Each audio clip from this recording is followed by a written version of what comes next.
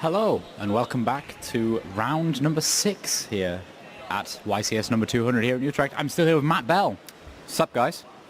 Our audience is always really small at the start. It always feels a bit weird talking to it builds just a up. It's small kind of amount like people. we build up to the... Climax at the end of the round. Yes. Yeah. I forgot the word. Okay. So this round's going to be super interesting. We have Sky Strikers, again, stay with me. And the interesting part is his opponent is going to be playing what we're calling 60-card snow control. Yeah. So essentially, we've run out of names for that grass looks greener style decks. So we just decided to, well, what's common across all of these decks? Well, snow. Yeah. And they're playing a lot of cards, so why not? Ground control to Major Snow. Yeah. It would seem. But it'll be super interesting to see how this plays off against each other. As we've seen, Sky Striker is very good at outgrinding pretty much every other deck, but Snow is like an infinite resource. Yeah, so exactly. Can it keep up? That'll be something interesting to see. Yeah. As for the player win rates, Themis is sitting at a 69% win rate from last season. Really high. That is really high. Elias Stahlberg. How many tournaments? That's 11 tournaments. 11 tournaments, okay. And Elias was 62%. So both of them still, that's pretty high win rate. Pretty high win rate, but favouring Themis. Themis, yeah. Favouring Themis slightly. Exactly. And I think Themis is on the Sky Striker deck, actually, the gnome deck. Yeah, so that'll be... So maybe things slightly in his favour, the player win percentage and the more well-known deck. Yeah, exactly. We've not quite got our deck win rates yet, but let's see what this particular matchup does for this for these decks. Let's head over to Tom Payne and Oliver Gurman. Let's do this. Yeah, guys, today's tournament is shaping up to be one for the history books, not just the attendance.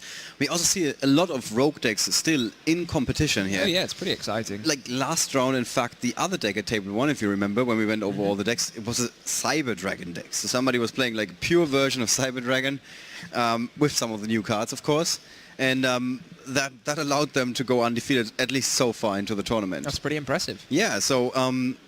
and even more so, if the tournament is very large, you have a higher chance with one of those a little bit more creative decks I guess to there do well. there are just more of them. Yeah, people trying it out. You just end up with like the weirdest of matchups, and then if you have like the element of surprise working in your favor every single round, that's gonna give you the edge eventually. Well, it's probably something that Elias has got going on here, the element of surprise. Yes and no, because he played this deck before. Well, I mean, he played a 60-card deck, I think, but I'm not sure if it was exactly the same. I think a lot of the cards have changed quite a bit. So one of the cards that the 60-card deck centered around before, one of the key combo pieces was Invoker. Mm-hmm. So you would use a Predator Plant, you would summon either a Lone Fire or the Predator Plant Scorpio and get the Cobra, and then that would turn into Invoker, and Invoker could fetch 1,000 Blades.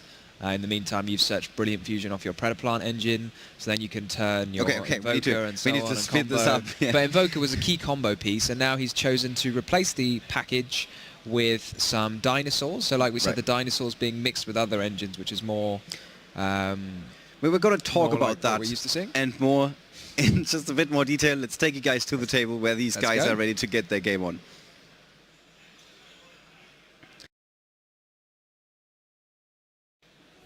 All right, here we have Themis Skizes on the left-hand side, Elias Stahlberg on the right-hand side. So we've been told that Themis let his opponent go first. Oh, okay. It's always interesting to see. Themis likely knows what his opponent is playing because he's been playing decks like this before, and he can obviously see that his opponent is running 60 cards. Themis is also part of a larger group of players that they obviously exchange information in between rounds. Oh yeah. So they're like, oh, I played against this guy. You wouldn't believe what he has been playing. And once one member of his group has gone up against Elias, basically everybody in the group knows exactly what Elias is playing. Yeah, by the time you know, I guess there's some sort of critical mass of enough people, you get enough gossip. Yeah. Someone, you kind of know what everyone's playing by then. Something that I immediately noticed, because we've actually seen the game of Elias where he was in the finals before in some of our pre-recorded content for this, basically when we show you older matches. He was notorious for having his cap in a way that there's only shadow. You cannot see his expression at all. Themis actually asked him to turn the cap around. Did he? Yeah. Maybe it just wants to stare him in the eyes. I think he was unleashing the beast, because if you've seen that all-time classic movie, Over the Top, once you turn around, this cap is like you're starting an engine and there's no way he's going back. So basically he's now in overdrive mode, shifted gears. You don't sound very Sorry, convinced. it's less exciting than that. Themis just asked him to turn it around. No, Yeah, that's he not didn't what want to. happened. That is not what happened. I'm 100% sure he did this on purpose to start his engine, and he's going to get going once it's his turn. I mean, we can see Themis' gambit of going second paid off pretty well.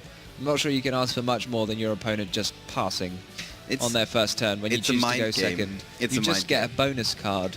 Okay, the more you badmouth you just get Elias, 6 cards and then you can attack as well on your first turn, whereas your opponent's done nothing. So that seems pretty good. All right, I'm turning into a full-blown Elias fan here. I cannot agree with all of this criticism here. I'm not criticizing you. I'm just saying it's gone well for Themis. If Themis is now going to resolve engage for a draw on his first turn, which again is pretty insane for Sky Strikers if they're doing that, because they're almost certainly going to resolve it twice, which means they draw 2 and get 2 searches for basically any card in their deck. I guess you might be right. I think at the moment Themis is probably fairly happy with how things are going. He's going to multi-roll things back in the end phase as well. He's drawn the Metal Foes Fusion, which normally you don't want to draw. You want to send it to the grave with Foolish Burial Goods. But if you send it to the grave with Area 0, then that's fine. That's a perfectly good use for it, because then you can draw off it anyway. I would say things are going pretty well for So Themis on a right scale now. from 1 to 10, how good is the opening of Themis? But this is his second turn. Does it count as an opening? Yeah. People, you guys, I remember turn. watching your feature matches. Yeah. And you Good. would scale it. You did and your homework. Yeah, I did my homework. And you would give these scales, and you would talk about what could make it better. I think now the component that was missed actually was the fact that now it is feasible and people do actually just kill their opponent on the first turn. So I'm not sure you can give it a 10 unless your opponent actually doesn't get to do anything at all. Right. What do you reckon? Do you reckon that counts as a 10? I would say that's a very high ceiling, to quote my good friend Tom Rose, who is with us in spirit this weekend. He's actually doing quite well. I mean, he's in the tournament as well. He's in the tournament, and he told us he's doing quite well. I think he's 1 loss. 1 loss. Yeah. With Burning Abyss, almost certainly. Yeah, but I'm not willing to give that away just yet. We're going to do that once he's in the feature match. Aha. Okay. So yeah, so we've seen Themis now. Again, if you're getting the engaged double draw on your first turn, that is pretty nuts. Is that a thing, that it has like a distinct name and everything? Or I did you don't think I just made that up. All right. Like 2 a draws, magician. double, bit of alliteration. Yeah. Why not? It wasn't. I would give it a 5. You'd give it a 5. 5 out of 5 out of 5. 5 out of 10 Germans. 5 out of 7. Yeah, I'm just going to copy Jeff Goldblum from now on. So yeah, I would say he's proccing his multi-roll as well multiple times. So this is looking like a pretty solid opening. At what point, when you're Elias Stahlberg, do you just say, oh, like, let's call it a day? I mean, it's a bit of a strange one because you know that the Sky Striker deck isn't going to kill you. So it's kind of weird to just concede when you're not dead. And it's kind of like you just kind of know You get they're just more going to slowly information. grind you out. They're going to try, that you're going to play a card, they're going to play one, and then maybe next turn they're going to end up with a whole load more cards and your cards have gone down. I mean, he's obviously got the Kaiju in his hand to shut off what his opponent's doing for 1 turn. So he might have a go. Right. But realistically, it doesn't look promising. All He right. doesn't really have much engine. And Themis, we can see, has got the Ash, which has typically been an extremely strong card against the 60 card variants. I mean, less pivotal now because there's no grass that they can draw in order to activate grass and like sort of win the game by milling 20 or something cards. And that's now gone. But if he's banking on maybe drawing a Predaplant and playing Kaiju, playing Predaplant, going great, that's not going to work because of the Ash in his hand. So then he needs a lot. And Themis has even gone to the... That's quite an interesting play, actually. So you can see he's he's using the multi-roll to kill his own monster, so it cannot be, overwritten with a Kaiju. So now even the Kaiju is not doing anything at all. So that's quite a nice play from Themis. So now there's no way for Elias to give him the Kaiju and then start playing with the hope that all of Themis's back row is shut off. That's an excellent way of playing around your opponent, getting rid of your own cards. That used to be a thing in Macross when you wanted to get people rid used of to your clear own their monsters. own board to not get hit by the Trishula. Yeah, things like that. Or when you were playing against Shadol and you wanted to get rid of the you wanted to get rid of your special summon extra from the deck extra monster. Yeah. So yeah, we can see he's top deck that. So I mean, Themis has got the Ash anyway, so I don't think it's going to matter too much. And I would expect the Ash to come down just in case there's a response to the Ash. So if there's a response to the Ash, then you can activate the Widow Anchor Right. afterwards, whereas if you activate the Widow Anchor and there was somehow a response to the Widow Anchor, you wouldn't then be able to Ash it. So Elias Stalberg clearly not looking very happy here. Honestly, this may prompt the concede when you're... It's a really sad feeling when you've used your normal summon and you've got Ashed. But he's going to go for the beat down with a 3,000 attack point monster strategy. It's a good strategy. Sometimes. It Sometimes used to it is be pretty good. game-winning strategy back in the days. Back in the day, I mean, it's got as much attack as Blue Eyes White Dragon, which is quite a lot of attack. Few have faced the powerful And engine came out, of yeah, destruction and and came to tell something. Live to tell Live the tale. to tell the tale. There we go. Pretty much.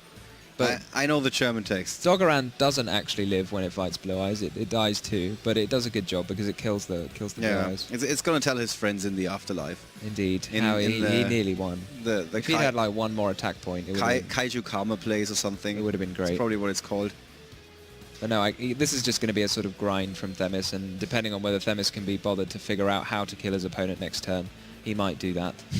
And Whether I he expect can he be might want bothered to figure out. show off on the feature Well, match. but then again, like, he just lost 3,000, more than 4,000 life points, 4,200 in fact, in just one turn. Yeah, but So- I'm not sure he's that fussed. I mean, he could have activated Widow Anchor and to stop the attack if he wanted to take the dog around, you take no damage. But there's just no reason to do that.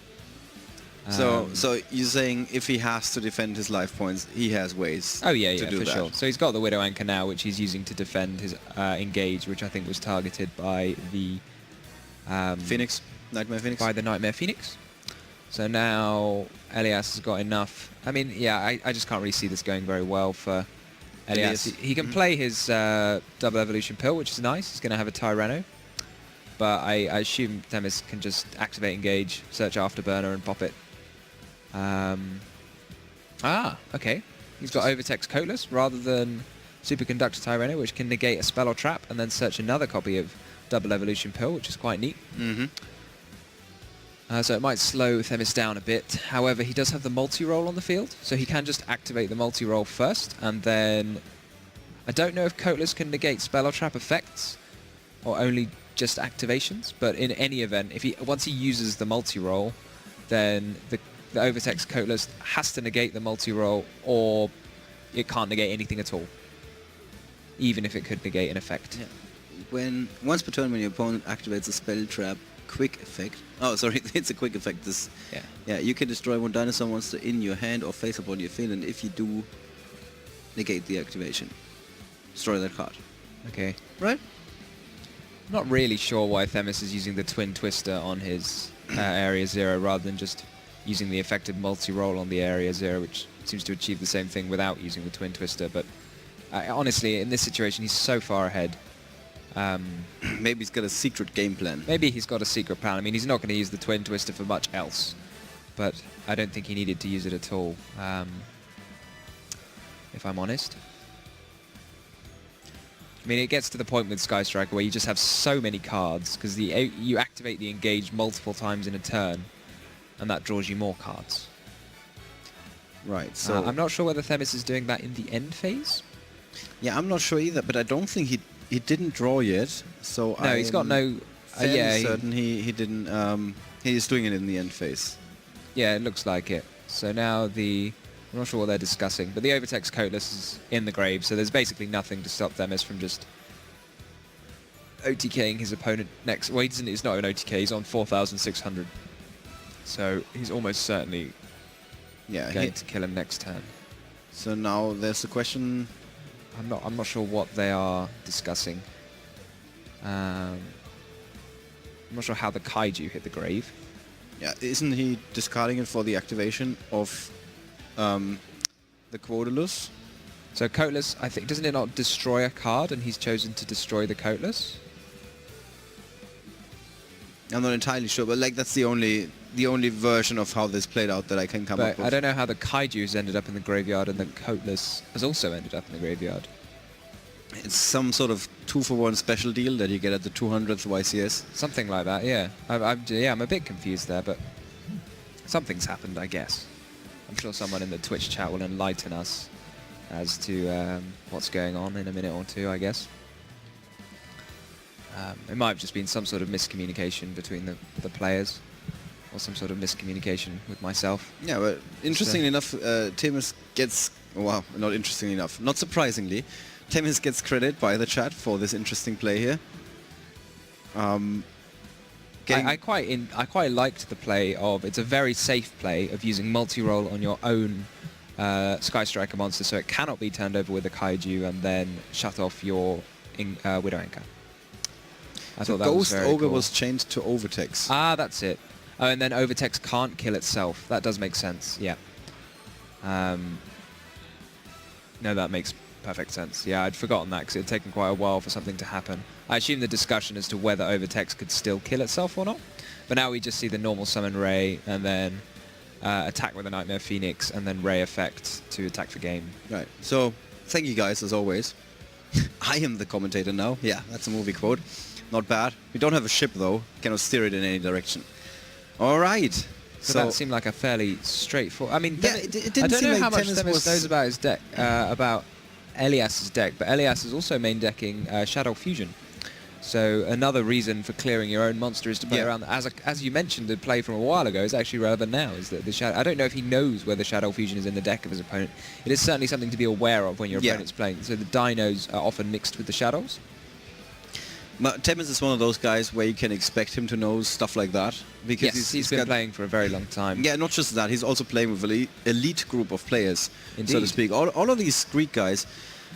Honestly, I'm rooting. Guys, let me tell you this. Every time after these events, I tell next event should be YCS Athens. I say that every single time.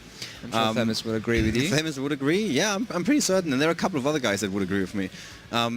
There's only a handful of Greek players at these larger events, but they tend to do extremely well. They're like the larger brother of Italy, because Italy has like 150 players representing themselves, or 100 players at the large events that are not in Italy, obviously.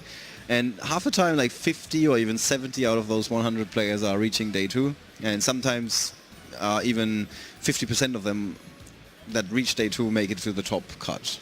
No, maybe not that many, but a reasonable amount of Italian players.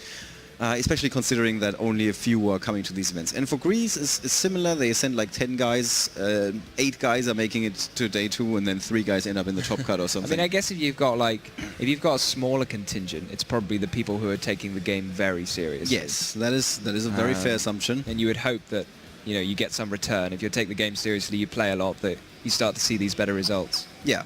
But you need at least like one guy who's like really competitive, and then he can teach like everybody else and get them up on his level, basically. So, I mean, interestingly enough, one of the things that I love the 60-card decks for the amount of different stuff you can play and the things. You just have this pile of cards which your opponent's going to run out of cards before you do if it goes to a long game, and you've got all these interesting things. You can run Pot of Desires without as much fear as someone playing 40 cards. But one of the things that I feel edgy about with a 60-card deck is that you're much, much less likely to see the impact of your side deck cards. Yes. So he's got, I think, the only... I could see him siding in Hey Trunade. I could see him siding in Evenly Matched if he's choosing to go second, Imperial Order, and possibly Shared Rides. There's quite a lot of cards that could all possibly come in, depending on whether he chooses to go first or second. But he might not see them, as you said, yeah. But you might not see them again, like the one Imperial Order. Imperial Order is a card that, against Sky Striker in particular, you can just flip it and win the game. I mean, Themis' deck runs 32 spell cards. That's a bit much. Not being able to play 32 of your cards may be a problem. However, when your Imperial Order is 1 in 40, you're going to see it sometimes. 1 in 60, you're going to see it less times. Yeah, thank you for those mathematically 100% accurate descriptions here. I mean, it was accurate. It just wasn't very precise. So in Themis's, it looks like his printer had a bit of a problem when he printed out this deck list. He might choose to side. Oh, right, because the extra deck and the side deck is actually grayed out completely. I'm interested to see what comes in from the side deck. I mean, he's got the cherries, but I don't think there's any particularly useful targets for cherries that are good to come in. Obviously, if he had the Winder in his side deck, that would be pretty cool, but I don't think he does. No, I think nobody does. I mean, I want to go as far as saying nobody does. Infinite Impermanence is fairly generic and might come in. It's kind of fairly safe that your opponent... It can either, in a pinch, negate a monster effect that's irritating you, or a spell or trap if you've got the time to set it in the same column. So it's a fairly generic card that we might see come in favour of something like Shared Ride, which is maybe not so impactful. Right, All so right. I'm not sure who's chosen to go first because the judges haven't told us yet. Yeah, I think they're still in the process of. So it looks like Temis yeah, goes it looks first. like no one wants to go first in this game because Elias, the winner, the person who's been able to choose, has chosen to go second. Oh, each right, time. right. Interesting. So there's Mind Crush in Temis's hand. I'm quite intrigued by Elias's decision to side in Red Reboot. Mm-hmm. Because Sky Striker is about, well, it's got a large number of spell cards. I'm not sure what traps he's particularly afraid of. I mean, in fact, like, between Themis's main deck and side deck, he has 7 traps, 3 of which are heavy. No, he's got 10, to be fair, but most of them are not going to be seeing any play here. He has got the Mind Crush, so it will negate the Mind Crush. But Sky Striker's not really a deck you associate with traps so much as spells. Not really. at all, no. So, You definitely can play them. do you agree with him just passing play when he goes first? I think he probably chose to go second, Okay, so considering the Red Reboot Yeah. in the deck. I mean, Themis is open with some fairly standard Sky Striker tricks. did Temis have 5 or 6 cards? Themis had 5. It was 5? Okay. I mean, he's not attacked his opponent. Right, Unless right, he right. was afraid of Gauze, he probably would have attacked Nobody's his afraid opponent. of Gauze. So I'm guessing he's chosen to go.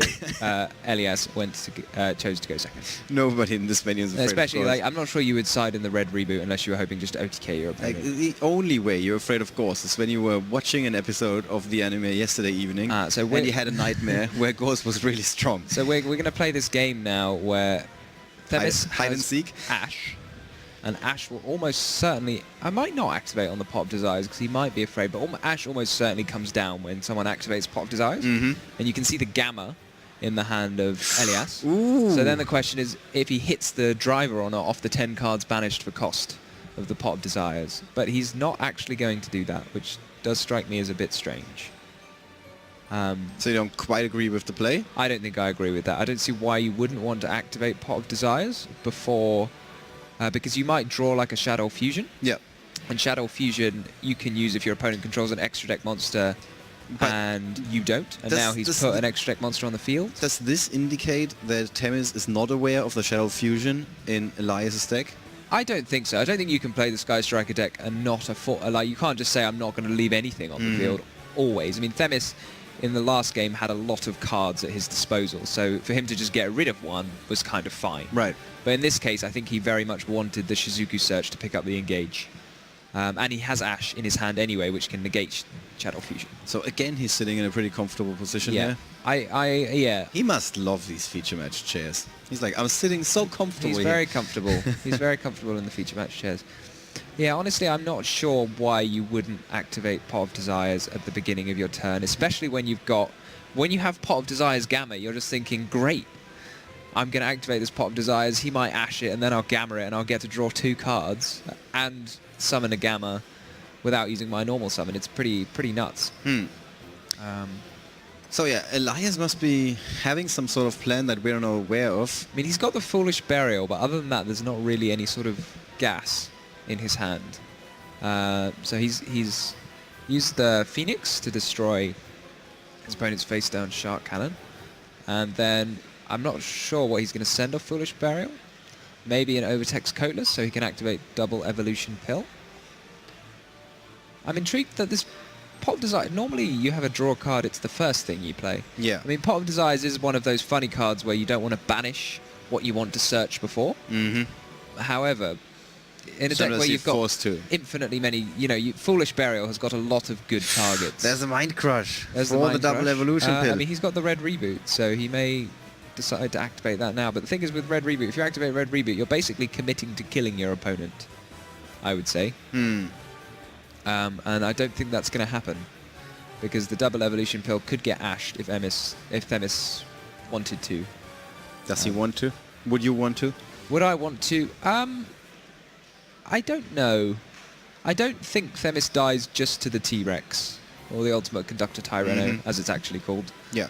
So you may just hold the Ash, because there are some really good things to act. There are a lot of very powerful cards in Elias's deck, almost all of which can be negated by Ash, like Pot of Desires, like Shadow Fusion, etc., etc. So if you know you're not going to die, you might just want to hold the card for as long as you can. So yeah, it's Themis is also cited in the artifact package, which is quite neat. So artifact, you can pick up the scythe, which basically just shuts your opponent down for a whole turn, no matter what they're going to do. right. It says no extra deck monsters. So where's Elias going to go from here? Because now he has to go big or definitely go home. Yes, so he's almost certainly going to activate the double evolution pill. I mean, am I expecting the answer is he's going to go home, but you never know. So yeah, He drops the Ash Blossom. so the Ash has been negated. So no, so you think if he'd activated the Desires at the beginning of turn, it may very well have got Ash, could and have then the gone Gamma would have... Extremely differently. That entire turn would have been so differently. Very. I don't know what he was afraid of. It's very I mean, he unconventional. may have been afraid of the Desire, but he was never going to be able to use the Gamma anyway if he started his turn with summoning a Yeah. monster.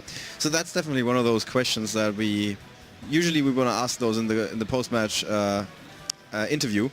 However, if Temis gets to win this match, it's unlikely that we're going to have Elias in yeah. a post-match interview. Oh, and he's even drawn the driver off Pot of Desires. Yeah. So now it's like That's really not what you want to see. double non-active, basically. Yeah. Well, you can still use it in your hand. You can still summon it from your hand with Gamma. Yeah, but Elias doesn't seem very impressed with his own hand. No, I wouldn't now. be too impressed with it either. Oh, no, he's not drawn the Gamma. That was just a... Oh, was it? Oh, hang on. What's happened to the Gamma? Has it been a driver this whole time? Have I been talking nonsense? Oh. Maybe it's been a driver this whole time. So the app was misleading us. We just assumed that it was a Gamma the entire time. Has I thought it was a Gamma. Maybe I was wrong. Maybe it's just changed now into a driver, and maybe the... Oh no, sorry. The Gamma is banished. It ended up banished, according to our app. Let's go through everything here. These are the banished cards at the moment for Elias. Oh, he banished it from his hand and Yes. then drew driver. Yeah. So everything was correct that we said before, Okay. and which makes this even more unconventional. This whole thing. Yeah, but I think at this point, Themis is in a very happy place. He's got Engage for next turn, which is the card that Sky Strikers very much enjoy playing. He's got Mind Crush still. He's now got the Sanctum, so for the turn after, Yeah. there's not going to be any sneaky tricks like Shadow Fusion. And also, like, Elias is pretty much out of gas at this point. I mean, Yeah. he's now going for snow. He's now going for snow. Got the snow, but he doesn't have like infinite cards in his graveyard. Which No, I think this is almost all of his graveyard gone as well. Yeah. So, I mean, he might... Themis can choose to chain the Ray if he wants to, or he can just let it go face down. So he can chain it, summon a Kagari, and pick up something. Any other Sky Striker monster he's just going to summon is just going to sort of die needlessly, so might as well go for Kagari, get the extra card back. But no, I would say Themis is in a fairly commanding position now. Yeah, that's the understatement of the century, my friend. But the main thing to keep in mind is Elias kind of piloted himself in that situation all by himself. Like, he did have options. He did. I'm not sure why he didn't start his turn with Pot of Desires. Yeah. So If I was going to ask him a question, that's what I would ask him. like quite honestly, the post-game interview would be super interesting with Elias, like asking him questions like, why did you side in Red Reboot? Why didn't you go first with the pod? Things like that. There were a couple of unconventional moves that I didn't Red see coming. Reboot's definitely an interesting one. I mean, maybe he was aware that Themis was siding in Sanctum. Mhm. But I mean, Sanctum is... I mean, it's a good choice, but it's not... It's definitely one to be aware of, but it's not necessarily one that is completely standard. Yeah. No, I think everybody would agree to that, yes. Yeah, it's not like one that you're going to be seeing in every deck. I'm not sure you're expecting to see trap cards in every Sky Striker deck. I think you would expect No. to see them in a lot, and a variety of different ones, but... Definitely not in everyone. I'm not sure they're so scary as well that you want a card like Red Reboot to deal with it, because Red Reboot is absolutely amazing if your opponent's got 4 traps face down. However, if they have 1 trap face down, Meh. meh. Yeah. Yeah. We do need facial expression camera just for situations like this one. All right, so Temis has again managed to put himself in a very advantageous position.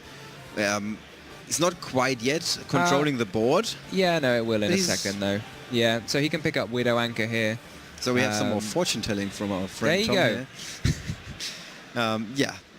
There So she he goes. might be able to put together a Boral Sword and attack for game, or just activate 2 Widow Anchors. But I don't think it's game if he activates 2 Widow Anchors, but it's enough for his opponent to decide that they don't want to play anymore. Call it a day. Yeah, it's time for him to turn the cap around for a second time, go back to normal mode, because that didn't work out so well this match, even though he did it like free of choice, like his opponent. Okay, let's talk about it. Sorry to spoil in the post-match analysis, guys.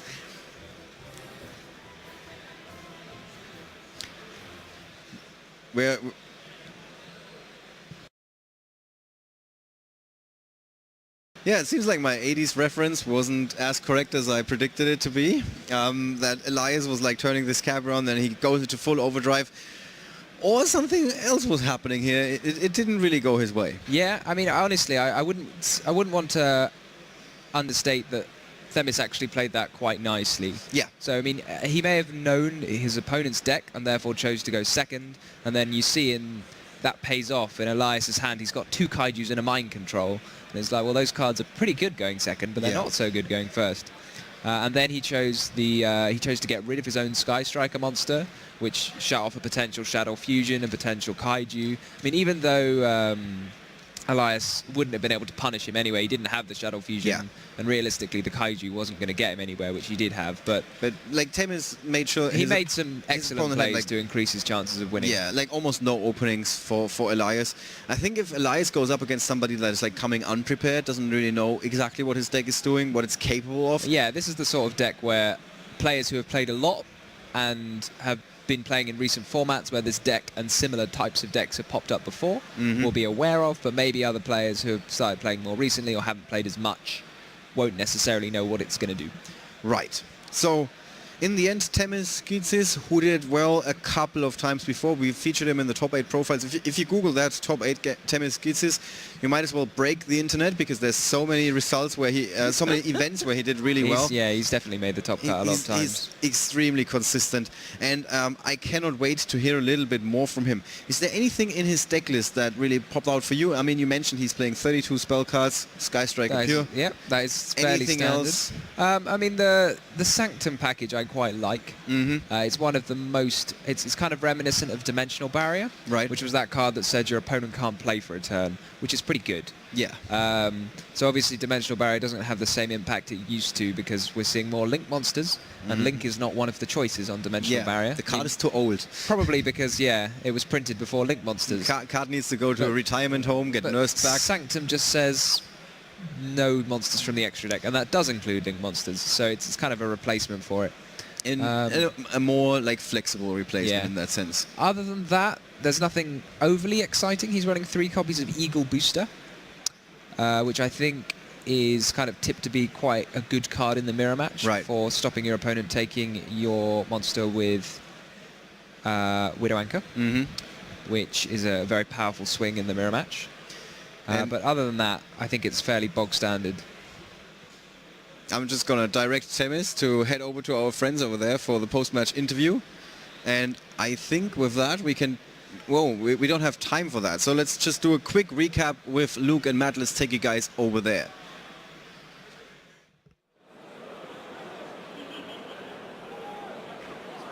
Oh, we're on. There we go. Sorry, you need to give us a warning, tech team.